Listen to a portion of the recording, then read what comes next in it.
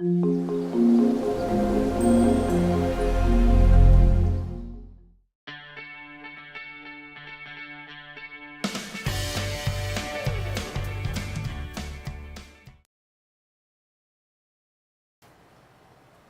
I will tell you again another story. So it is from Matthew chapter 25 verse 14 to 30. So it is entitled The Parable of the Bags of Gold.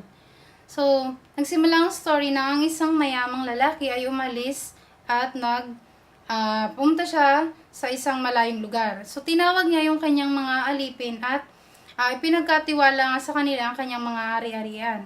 So binigay niya sa isang alipin ang 5 talento, sa isa pang alipin ay 2 talento, at isa pang alipin na 1 talento. So, binigyan niya ang bawat isa ayon sa kanya-kanyang kakayahan. So, umalis na nga yung mayaman na lalaki upang maglakbay. So, nang siya ay umalis, nakatanggap ng 5 talento. Ang nakatanggap ng 5 talento ay nangalakal at ito ay tumubo ng 5 talento din. Gayon din, ang nakatanggap ng 2 talento, tumubo rin ng 2 pang talento. At ang huli, yung nakakuha ng 1 talento, ang ginawa niya, imbis na ito ay kanyang palaguin, ito ay kanyang ibinaon. Siya ay naghukay at ibinaon ito sa lupa. At itinago nga yung binigay ng kanyang amo na 1 talento. So pagkatapos ng mahabang panahon, bumalik nga yung kanilang Panginoon. So bumalik na nga yung mayamang lalaki. So, dumating ang Panginoon ng mga aliping iyon at siya ay nagbigay pagsusulit sa kanila. Dumating ang nakatanggap ng 5 talento at nagdala siya ng 5 pang talento. Sinabi nga nito sa kanyang Panginoon, ipinagkatiwala mo sa akin ng 5 talento, narito, bukod dito ay tumubo pa ako ng 5. So, binigay niya yung 5, tumubo pa siya ng 5 talento. So, sinabi ng kanyang Panginoon sa kanya, ikaw ay mabuti at tapat na alipin. Naging tapat ka sa kakaunting bagay na ibinigay ko sa iyo. So, pamamahalaan kita sa maraming mga bagay. Pumasok ka sa kagalakan ng iyong Panginoon. Dumating din ang nakatanggap ng 2 talento. So, tingnan mo, bukod dito ay tumubo pa nga ng 2 talento yung kanyang pera. So, at ang huli, dumating naman yung isa pang nakatanggap ng 1 talento. Ngunit nagtaka ang kanyang Panginoon kung bakit yung mga naunang binigay niya ng talento, ito ay lumago. Pero siya, yung ibinigay niya 1 talento, so iyon pa rin yung ibinigay niya sa kanyang Panginoon. At sinabi nga ng kanyang Panginoon sa kanya, bakit hindi nagkaroon o hindi nagkaroon ng parang progress o hindi man lang tumubo yung kanyang 1 talento na ibinigay. Sinabi nga ng Panginoon niya, kilala kita na ikaw ay isang malupit na tao. Umaani ka sa hindi mo inihasik at nagtitipon sa hindi mo ikinalat. Dahil sa takot, ako ay umalis at tinago ang iyong talento sa lupa. So, ang sabi niya, kilala niya ang kanyang Panginoon na matapang na Panginoon o mabagsik. Kaya ang ginawa niya sa takot niya, ibinaon na lamang niya yung 1 talento na ibinigay sa kanya.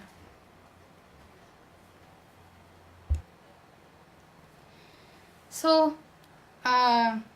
we always compare ourselves to others. Doon sa story, parang yung isang nakakuha ng 1 talento, parang kinumpara niya yung sarili niya sa iba.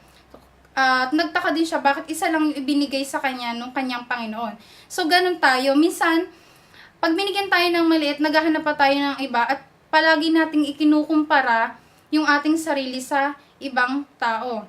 So, marami na tayong bagay, o marami ng bagay na nasa atin, pero nakikita lamang natin ito at as maliit na bagay lamang.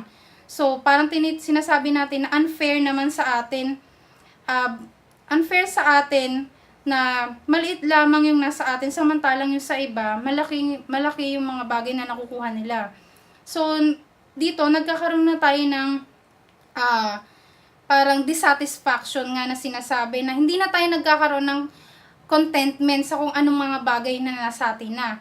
Parang lagi tayong may mga gusto may mga bagay pa tayong gusto pang maging atin. So, we need to think first what we have. Kailangan natin isipin ano ba yung mga bagay na nasa atin na binigyan tayo ng talent according to our ability. So, binigyan tayo ng talent base dun sa ating kakayahan.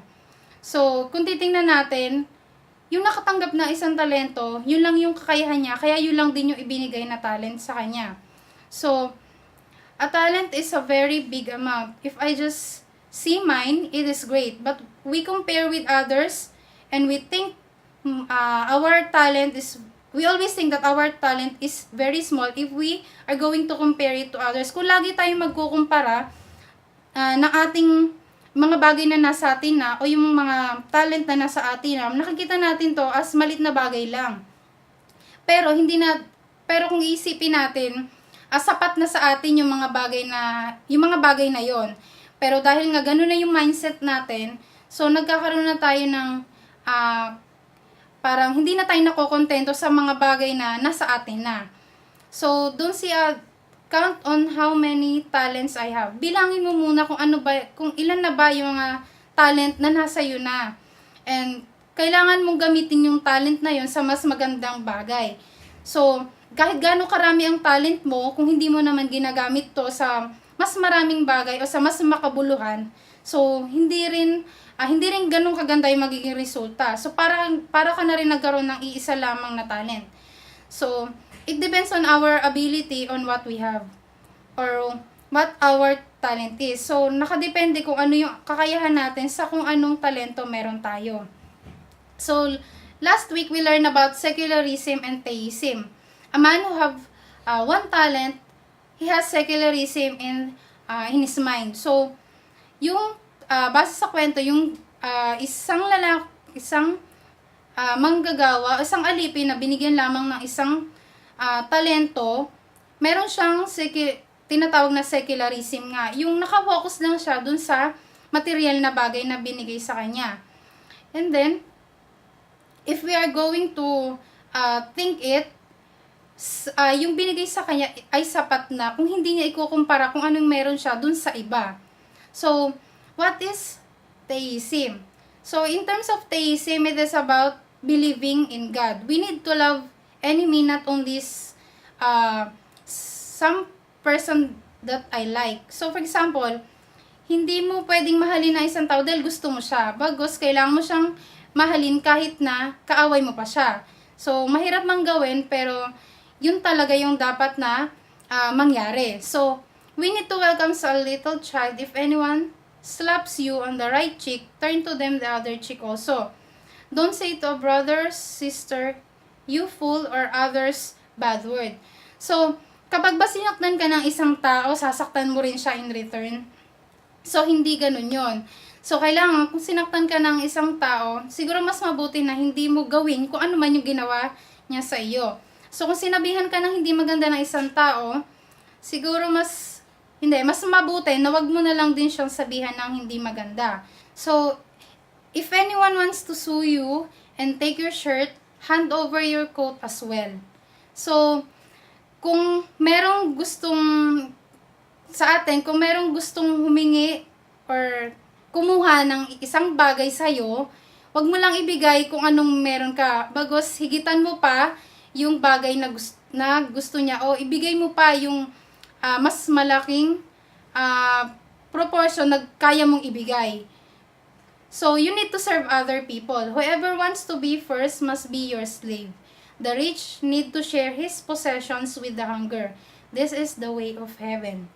Ang sabi, kailangan mo raw ibigay yung mga bagay na meron ka para tumulong o bigyan ng makakain yung mga nagugutom. And yun daw ang kailangan ng gawin ng marami sa atin. Hindi lang tamang nagbigay ka, bagkus busugin mo sila ng mga bagay na meron ka o yung mga bagay na kaya mo pang ibigay.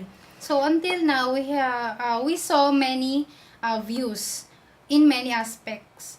So God's perception, masters, workers, servants, mothers, secularists, and your perception or our own perception.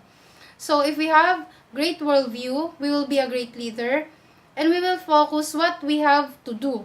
So, ang sabi, kapag meron kang mas mabuting kaisipan sa mundo, mas magiging mabuti kang leader, or magiging mas mabuti kang tao. So, can you join our journey to get a biblical worldview? So, see you on next lesson. Thank you.